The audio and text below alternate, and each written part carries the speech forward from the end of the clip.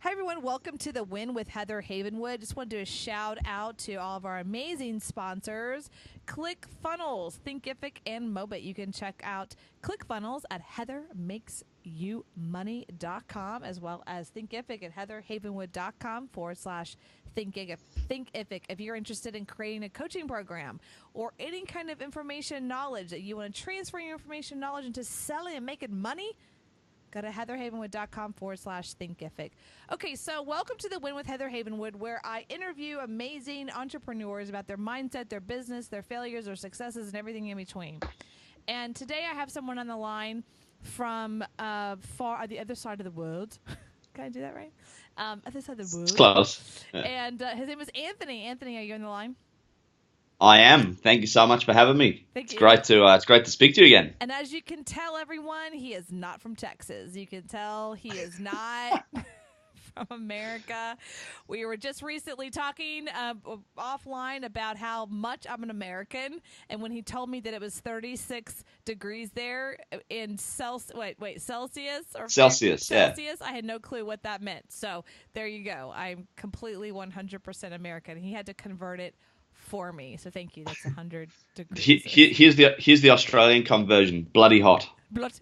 Exactly. That's how we would say it over here. We don't mess around with it. It's bloody hot. That's what we say. That's not Australian, is it? Sorry. You sounded more like the Queen's cousin or something. Oh, so like a queen. Oh, yeah. Yeah, like I that. really suck at that. Yeah, you're doing well.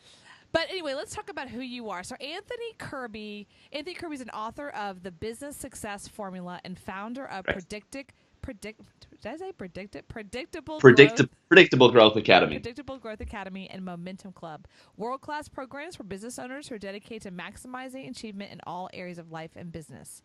So I want to ask you about this. After the death of your father, when you were only 19, Anthony made a promise to always live each day to its fullest, and as such, he has dedicated his life to helping others build a business to suit their lifestyle. Wow, that's really awesome. I had no idea. You've interviewed me, right? But I haven't interviewed you. Well, yeah, it's the first time, so I appreciate the favour to interview me. It's nice to be on the other side of the microphone for a change. It is. You get to sit back and relax. Sort of, yeah. It's quite nice. Sip on my green tea. Very nice. So I just want to let y'all know that, I'm here in Austin, Texas, and it's nice in the middle of the day here. And lovely Anthony, it is 6 a.m. over there. So just Correct. give him a little break if maybe he's tongue twisted, hasn't had his caffeine yet, right? That's right. Okay. Yeah, I'm feeling the pace a little bit today. It's been a very big week because for me, all of my clients just came back from Christmas holidays. And so, this week's just been like someone hitting me with 6,000 brick walls. So it's been good. It's been good. It's been a good week. Welcome to the first of the year. So let's dive into this for a second. And if you don't mind sharing your story about what you talked about in your bio, about how the passing of your father really had an effect on you.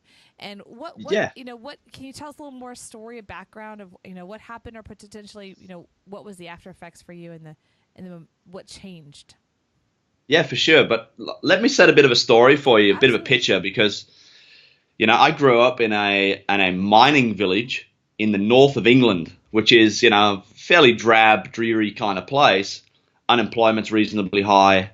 The caliber of environment is not conducive to greatness. Let me put it that way. And my father died when I was 19, as you said, and that was a big shock for me. He was only 48. He was a very active kind of man. He was a police officer, and he got liver cancer, and he died within about 9 weeks of his diagnosis, which was very, very difficult for all of our family, of course. But what I found after his death, or when he died, actually, when I was holding his hand as he took his last breath, it was such a poignant moment for me, because what I realized was I was looking at a man who left behind so much that he wanted to achieve, and he didn't do it. He put us first, he put his job first, and he never went after what he truly wanted. In the years prior to his death, he actually studied to become a lecturer at university because he wanted to teach others. And I found that fascinating as I look back now where I am teaching others. I wonder how much of his legacy he has left with me to carry on, Yeah. Anyway, so when he passed, I sort of made a promise to myself that I would never see myself in that position where I'd left behind a life that I had hoped I would have lived.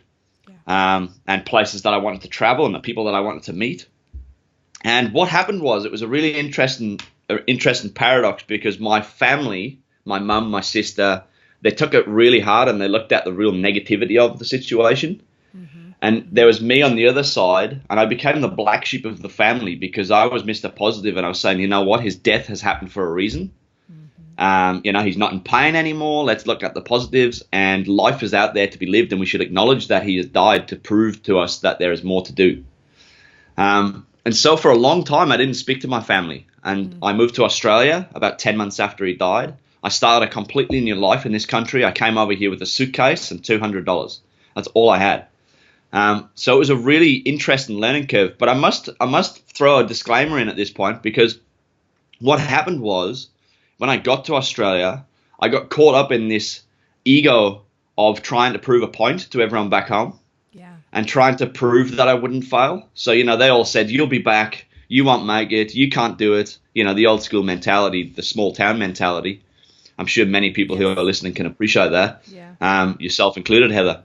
And what happened was, I got here and I just went absolutely ballistic in making things happen. So I got a job, and I got caught up in this crazy world of just achievement. And I just wanted to do more and more and more. And essentially what happened was, after 9 years of doing that, I ended up in a job which was paying me nearly, well, to put this into perspective, in Australian dollars, it was $275,000 base salary, plus my bonuses. So I was earning very good money. I had a beautiful home, I had a beautiful car, and I was married. And as a result of doing everything that I was doing, I was in a marriage that I didn't like. I was living with someone that I didn't know. I was living in this material bubble, and the people around me were toxic people. They were all into, pretending to have a great life, but behind the scenes, their marriages were falling apart. And what happened was, my ex-wife, she actually had an affair and got pregnant to another man. How's that for a twist in the story? Wow. And for 6 months, I thought the baby was mine, because I didn't know about the affair, of course. And so after 6 months, I got a phone call from a complete random stranger who just happened to be one of his family members, the guy that she'd had the affair with. And he said, look, I need to tell you this because no one else is going to tell you, but you don't know me and I don't know you, but your wife is having an affair, and, I think that the baby is not yours. And so that day, so bear in mind, at this stage, I'm in my beautiful house with my beautiful car and all my income. And I'm sitting there at my dining room table, my pregnant ex-wife upstairs in bed. And I'm like, well, I'm unhappy. And, I was kind of sticking around because I felt like the baby was like a sign from the universe that I was on the right track, and I was just being a sook. And so I walked upstairs and I said, look, is it true? And she said, yes. And so I packed up 2 black garbage bags and I walked out the door, and I never went back. So I left behind all of that, and I got a little apartment, a little unit, or a condo, as you might call it in the US. And I started again, and it was the most liberating time of my life. I discovered who I was as an adult. I went through a huge growth phase, and which led to me meeting my current wife, my beautiful current wife, and we've now got a beautiful little boy, and I've got a stepdaughter, and I'm very, very happy. I feel like everything's happened for the right reason. But what happened was, when my son was born, I looked at this tiny little thing, and he was so small, and I remember staring at him. And I thought, this must be what my dad felt about me. And it took me back to that promise that I made to myself. And so what happened then was that I remortgaged our family house, and I walked away from the big income, and I started my business, which is what I'm doing now, helping business owners around the world. And so I didn't really have a clear plan. I didn't really have any contacts or any networks or any idea how to do things like podcasts, but I knew that I had to live my purpose, and that's what I did. And it's been a hell of a whirlwind, and it's been crazy. Well, so first, a huge, phenomenal story. There's so many nuggets in that I want to make sure that people really hear. But wow, what a fascinating up and down and up and down. And things I can relate to completely, Anthony, is the starting over. As you know, I've had that my personal wipeout.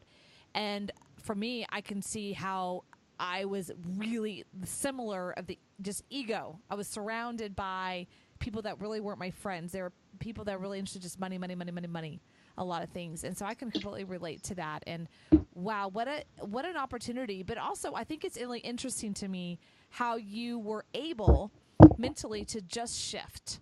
You know, like, look, I'm done, and now I'm going to move here. I'm done, and I'm going to move here, and then commit. And that is really a mindset of an entrepreneur, to be able to let go of, like, look, this is not working. This is in the world of, this isn't working. This is a failure. I'm not doing this anymore. I'm a no, and then just completely move and be able to start again. And what I always share with people, and I think you can relate to, is that the number one skill set of an entrepreneur is being able to start again and start again and start again and fail and start again. I mean, that really is the skill set, you know, of being okay to fail, what I call give yourself full permission to fail, so you can give yourself full permission to succeed. And then from there, be able to shift and say, okay, it's not working, and start again. And one thing I wanted to share, a friend of mine who said this to me, which is, he always told me, instead of saying everything happens for a reason, he has a saying, everything happens for the best.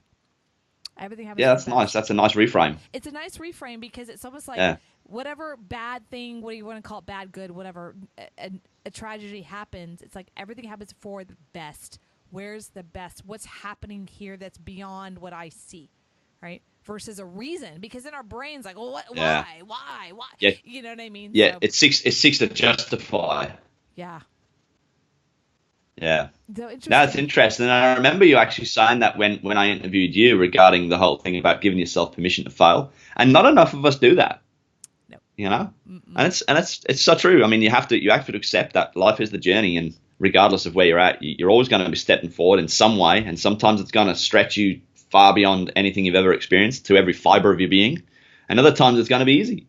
Mm-hmm.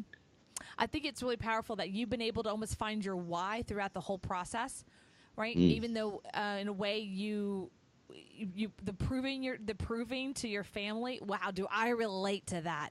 Oh my God, I relate to that. That was pretty much my first 10 years in business. It was all about proving that I could do it and prove to the family. Because for me, and just sharing, I want to ask from you. For me, my mom called me. I remember it was like my first year as, you know, trying to make it. And she called me in this panic. I heard that you're trying to be a business owner, entrepreneur, whatever word she said, right? And I'm like, right? She's like, oh my God, don't do it. Like, there's, you know, I just found this job in like Hope Springs, Arkansas for $8 an hour as the secretary for a manufacturing company, right? And I could just see myself like barefoot pregnant and working as a secretary for a manufacturing plant in like some podunk city. And I'm like, Mom, do you know what I do? You know, she's like, I'm so freaked out for you. So the people that love us the most is not always the what I call the biggest fans, you know, your biggest fans. So how did you deal with that? And where are you now at with that, with your family? Currently, are you still in non-speaking terms, question. or where are you at with that? No, I actually have the best relationship ever now with my family. In fact, my mum literally just left Australia a couple of weeks ago. She came over for 8 weeks. And so I know she'll probably listen to this. She's my biggest fan. She shares everything on Facebook. She shares all of my live streams. You know, and I'm sure that right now she's very proud of where I'm at. Look, it was hard because I suppose what made it easy was the distance, because I wasn't confronted with it every day as I would have been if I'd stayed at home. Right. So that made it a little bit easier, because it was almost, you know, what you don't see can't hurt you kind of thing. And it took a good 4 or 5 years, and it was after the death of my grandma, which was my mum's mum. That my mum's mum. That sounds so English. My mum's mum. My mum's mum. Yeah, that's definitely not Texan. No. When she passed away, that was when I actually took the stand and became the leader that I know I'm born to be. And I said, Mum, this is ridiculous. We're wasting our lives not talking to one another, and we've got much to share. So let's just put our differences aside and accept that we're two different people, and we've got two different ways of going around the world. And, you know, you respect my world, I'll respect your world, which is, you know, one of the tenets of NLP for anyone who studied NLP. Yeah. And we did that, and it's been fine ever since. I mean, yeah, we have our moments, because, you know, again, I'm running at 1,000 miles an hour right now in my business and with what I'm doing in the world. And you're the boy. You're the little boy, right? Yeah, that's right. She birthed And you, so she has a she particular view of that, she right? does. Yeah. And to tell you a little of that story as well, I was actually 12 weeks premature. Wow. So yeah, so I was really early. And before that, my mum actually lost a child. She had a stillborn Mm. child, a girl, and so I can imagine the emotional trauma she probably went through in that whole experience. Looking at it now from a mature standpoint, and looking at her map of the world, so to speak, and I can see why she is how she is, and I love her. I love her dearly. She's such a great support. She gets on very well with my wife and my children here, obviously. And yeah, she's fantastic. She's always there when I need her, and she was a great support to me through my difficult times. It's interesting. I had a coach one tell me once about the relationship with parents. We were having this big conversation about relationship with parents, right? And she said it was actually a kind of a thing to do, a coaching thing to do, is call up your parents, mom or dad separately, and tell them, thank you for everything, and your job is complete. And Oh, nice. yeah, and she's like, in the moment when they get that, it'll shift from she's being a parent to being a friend, and once you make that shift, they'll make that shift. I remember I called my mom, and I'm pretty sure I said that to her. She, of course, was like, no, a mother's job is never done. And I found this job for you in Hope Springs. It's $12 an hour now. I totally 12. I know. And I could honor that too. Like, she just didn't want to let go of being the mom. Like, no, this is, and so I love that. And it might just give you an idea of my mom. She's no longer with us. She's passed away a couple years ago. But I remember I call her one time, mommy.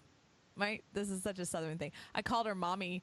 She literally, I think her head flipped around like a couple times, like the evil child. Like The Exorcist. The Exorcist. Like, she's like, do not call me mommy. It is mother or mom. And it was like, got it.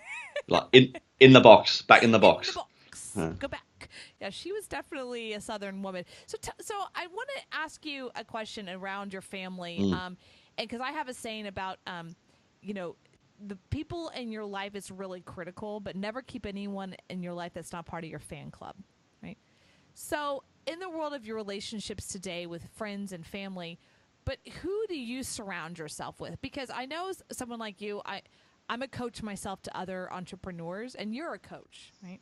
And you help people create masterminds and entrepreneurship masterminds, and you support them. But who supports you? Who really is your biggest fan in your everyday life?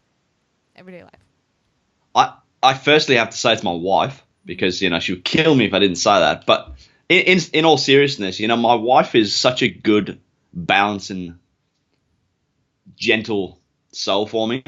She encourages me where I need it. Where she sees that I'm going slightly off the rails, she'll say, "Have you had a good look at that?" Because, as entrepreneurs, as you well know, we tend to run really fast in one direction, and then we hit a brick wall and say, "Oh, that hurt a little bit." So I would say she's definitely my biggest fan, aside from my daughter, who goes to school and shows everyone my videos on YouTube, which is fantastic. So I'm going to have a whole tribe of like 10-year-olds who are going to grow up knowing me. So I'm going to be their Tony Robbins or something. You know how you hear people who say, "Mum used to play Tony Robbins in the car." They're gonna grow up saying, "There's a guy called Anthony Kirby," and So anyway, I love that, by the way, because I did listen to Tony Robbins when I was in my teens. Yeah. There you go. So we are the new generation. So there you go. And environment is super important for me, and it's something I've been working very hard on, because as I said, I had a lot of toxic people in my past. I don't speak to pretty much 95% of them are gone. And I wouldn't even know where they are now. I don't want to know. I don't care.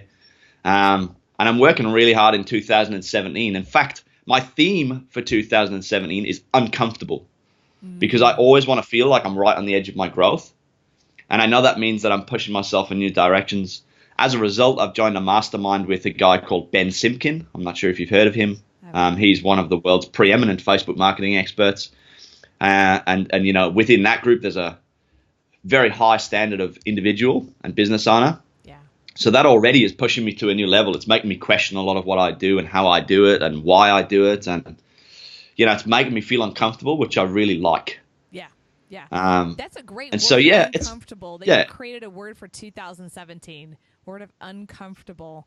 I love that. Where yeah. did that come from? And Um, I actually had a group of clients that I was talking to, and I said, "What is on the agenda for you in 2017?" And choose a theme, because it's easy to write down 58,000 goals, and I will do this and I will do that, but you kind of disband from it fairly quickly. Yeah.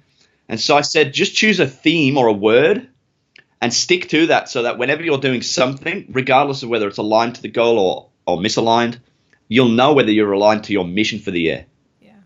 Yeah, And I think that's really critical. that's really powerful, because I know for me, I'm not a big fan of New Year resolution. I'm not a big Mm, fan of that. For me, what I did was I go through the process of what I call completing 2016, and letting the past year go, basically, to yep. create a new space. Like, as you saw on Facebook, I've been talking about Mm, it on my podcast. I just did this Mari way, where you're releasing in a particular way, where you literally are putting your things to a test of, do they spark joy? I mean, you think about it, you're literally starting to put things around you that spark joy around you all the time. You're in your environment that you look at every day. I mean, that, talk about another level. And I just completed, as of today, my closet. And I thought, when I first started the closet, it's just a closet. I mean, it's clothes. Like, what's the big deal? It's going to take me a day. I mean, I didn't think it was that going to be major. It was just like a checklist, and it took me 4 days. And I learned that clothes are a massive representation of the past, and clothes have a lot of energy to it, right? Remember, you can hold a piece of clothing, you can remember when you wore it, where you bought it, who bought it for you, if it was a gift, the yeah. last thing you did in that, all these memories of who you were with when you wore it. I mean, it's literally this emotional um, field, and I never really realized that. And so that's just another level of clearing out the past and creating this whole new future. And as an entrepreneur, I think there's a huge correlation to, and I'm just going to ask you this question as well, is a correlation between what they know as an expert in their field versus where they're at in their mindset and their spirituality. Would you say that's true? Do you teach? I know you talk about business success formula and the founder of Predictable Growth Academy, but inside of that, do you talk more strategy and less spiritual mindset, or do you do vice versa? Oh, I'm probably fairly even, to be honest, because Okay. if you've ever heard my tagline literally is, build the business to suit your life, not the life to suit the business. Yeah. Which all stems back to me holding my father's hand when he took his last breath. I saw a guy who devoted his life to his work and really struggled with that balance and act. Whilst he didn't, he was a great father, and I'm not saying he wasn't. He was a great provider, but I think that he would probably say right now, if he could, if we could dial him into the podcast from wherever the hell he is in the spiritual realm, Yeah. I'm sure he would say, you know what, I did my best to get the balance, and it was tough. And so what I really work with business owners is, first of all, just to say, what's going on with your time? Like, let's look at the most precious thing you've got in the world. How are you spending it? Mm-hmm. And I really work hard on their performance in that aspect of their business or in their life as well, and get them clear on where they're spending all of their time. So it's a real 50-50 for me. And I get that, some people disagree with this, and that's okay. Some people say, when you're in flow with your business, go like full at it. But the problem is, and this is the problem, and I see it all over the world right now, entrepreneurs are always focused on their business. So when does the flow stop? The flow just keeps going. You end up just becoming a full-time entrepreneur, and you forget about your family, or you end up with, health problems, or you neglect certain areas of your life. Mm-hmm. So I think it's important to understand that there's both. And I think what you need to do is first ask the question, what do I want? Like, why am I doing this every day? Why am I getting up and doing this? And I'm not talking about that from the entrepreneurial sense of, I want to make the impact, or I want to change the world, or I want to create a rocket that goes and puts people on Mars, like Elon Musk style. What I'm talking about here is, what do you want from your life? What do you want people to say at your funeral? What do you want your family to remember about the time that they spent with you? And then look at your business and say, does that reflect how I'm getting to that in my life? And if it doesn't, what do I need to adjust? That's what I do. That's pretty powerful. There's a couple of things I hear with that. One, it's reverse psychology. So almost like visualizing yourself. Let's just call for what it is. I'll call the deathbed for a second, right? Or in Yeah. the nursing home, what now? Like looking back. So two things I would say. I was just listening to a radio show this morning, And he said this, and I don't know if it's true, but it made me think. He said that the human beings are the only animal on the planet that consciously know they're going to die. I never thought about it. I guess if I asked my dog, do you think you're going to die? I'm like, I don't know. Where's the food? I don't. Or my cat or a pig or whatever. And I thought to myself, that's really interesting because we know consciously we are going to pass, right? We don't know when, we don't know how. We hope it's going to be age, right? Long age, but we don't really know. And so there's a consciousness to that of like a desire that creates that desire. I found that really interesting. I'm still kind of like mushing in my head around that. And the other thing that I realized, I think that's what you're talking about, is when I lived in Marco Island, I remember that when I was there, and I was, the average age is 85, right? So, they're at that side of their life. And I always saw that there was two kinds of people there. The grouchies were like, get off my lawn, whatever. And they were always the one that came from like corporate America or government for 25 years. And then after 25 years, I kicked them out with their rubbed stapler in their box. And then the people that were, they could be pretty much, with an oxygen tank, and they're like, let's go out on the golf course. Let's try to hit it. They were always wanting to live. And they were always the entrepreneurs every single time. They had something that they could say that when they passed, they built something. They left something behind to the world, and they could speak what it was. It could have been 20 years ago, 30 years ago. They could have left it to their kids or grandkids, but they had something that they were leaving on the planet, as we call it. And I think that's pretty powerful. I think that's what you're speaking to. Yeah, absolutely. And just there, when you mentioned about where you were living, Heather, you mentioned about those two styles of people. And it would have been critical for you at that stage in the juncture of your life to make sure that you aligned to the right one, because we're always presented with these crossroads, aren't we? Where we have a choice, and oftentimes, every choice that you make is the right choice, as you said earlier, because it leads you to the best place. But some of those situations we find ourselves in are tough. Absolutely, and I think what I learned from that, it was kind of an aha moment, was entrepreneurship is a journey. There's no destination. And so when you talk about, we focus on our business. Yes, I do a lot of that, but I also know it's a journey.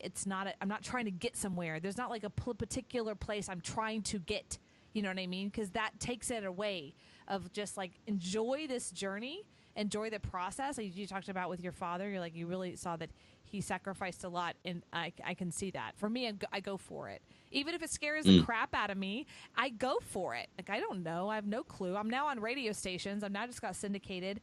And I just said yes. I remember when they said, well, let's do this. I have no clue how to, all these pieces of the pie that I don't understand. I'm like, just say yes. Just say yes. Just work it out later. It's fine. Right, work it out later. And I just love that. So I just want to wrap it up real quick. And so far as the Momentum Club, tell us, I'm actually curious what the Momentum Club is about and who is it for? Right, Momentum Club is actually something I'm really proud of. It started out as a monthly subscription service. Okay.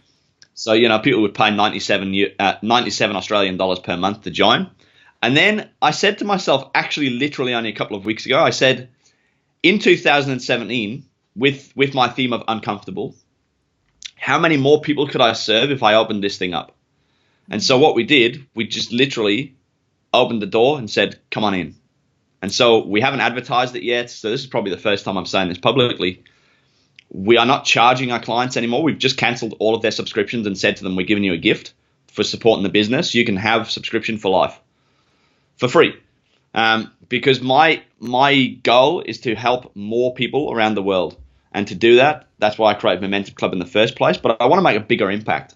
And so if you're a business owner and you want to jump into Momentum Club, there's a Facebook group, and I'm sure you'll share the link in the show notes. Yeah. But it's basically designed for people to come together and create an environment. I've created an environment of like-minded individuals, and much like a mastermind, I suppose you would say. Yeah. But what it is, I share with everyone who comes to the call. I share with them what I've learned in my business for the month, what I'm learning from all of the businesses that I work with around the world, and anything that I'm learning from my mentors. So Ben Simkin, Brendan Burchard, the coaches that I associate with, any key insights that I get, I share that so that they don't have to go to 6,000 different places and source all of the information.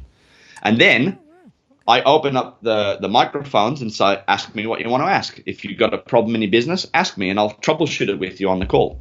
And so everyone's learning from everybody else and realizing that, you know what, we're all more alike than we are different.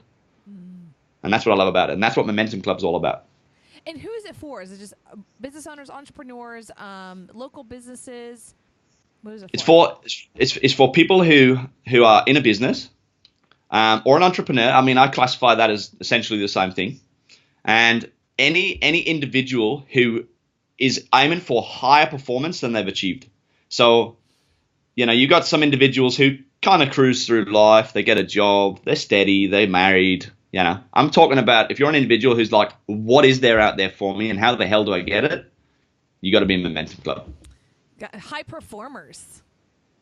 Ooh, I like that word. High performance. High performance. Yeah, it's a good word. Strong word. High performers. Yeah, I mean, that's a really powerful word. So you're a high performer. So go check out Momentum Club. What's the URL for that? Because I just went to anthonykirby.com. That's anthonykirby.com. And I'm looking for Momentum Club, but I don't see it. Oh, there it is. Hold on a second. Just kidding, guys. anthonykirby.com. You click that. That will take you to the Facebook group. Hopefully. So scroll down. Let's check it out. Hold on. We're going to do this live. Dun, dun, dun. It does. Yay, it works. Yeah, my website's working. Happy days. And I'm now joining it. I'm joining it. You know, fantastic.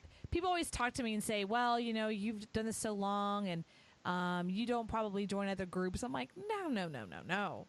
I mean, I've always been part of masterminds and events because I'm always constantly learning, and I think that's what you do as well. It's like it's constant, never-ending conversation. It's always learning, always the next step. What's next? So that's what. And the thing that I love about it as well, like because we get people in like yourself and people who are high performers, and we can open it up and say, "You teach us for the month. You know, you tell us what you're learning," and it's a great environment. And I want to create that space for people where it's safe and they can come and learn, and they don't necessarily have to open their microphone if they don't want to. They can just sit there on their phone and listen through their headphones while they're commuting or whatever. So yeah. I love that. Well, that's really powerful. Well, I love what you're doing. So you also have some other courses. What are some other courses that you have right now that you want to maybe share? So Predictable Growth Academy is brand new. I've literally just launched this a few weeks ago, and the first intake of students have been absolutely raving about it. If you go onto my Facebook page, you'll see some of the reviews they've been leaving. It's been amazing. We've had some really good feedback from the businesses that are going through there who were really stuck. And now we've unstuck them, for want of a better term. And in Predictable Growth Academy, we pretty much talk about 4 main areas, which is planning for your business. And actually, I want to make a point on that, so remind me very quickly. Yeah. Planning and preparing the business to get out there to the market, promoting, and then, of course, making some profit at the end of it. And here's what I see a big problem, and this is why I created Predictable Growth Academy. A lot of people, they come up on Facebook and they say, make more sales. It will give you more income. With the income, you can go and take on more staff and blah, blah, blah, blah, blah. Right. I'm going to call bullshit on it. Me too. And you can bleep out. Yes. You can bleep out profanity because you can go get more sales, but if your business is screwed with more sales and you're just going to damage your brand. So what you need to do is stop, have a look, get clarity on where you are, be honest about it, get real about it. Don't put your head in the sand. It's not going to help you or anyone else. It's certainly not going to help you to live your mission.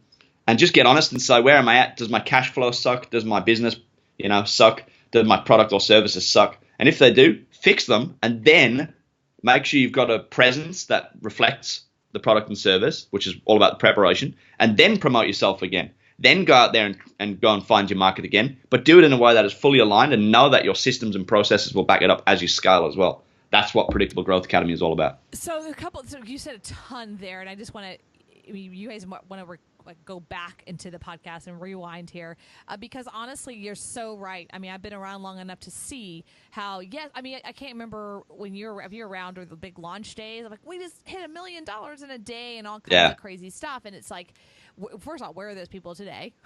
I don't know. And hello. And then also, did that mean that's not profit? That's not profit. Okay. So $1 million in a day, that sounds out of control. It sounds insane. It sounds amazing. First of all, when you work with a launch, it's this massive momentum.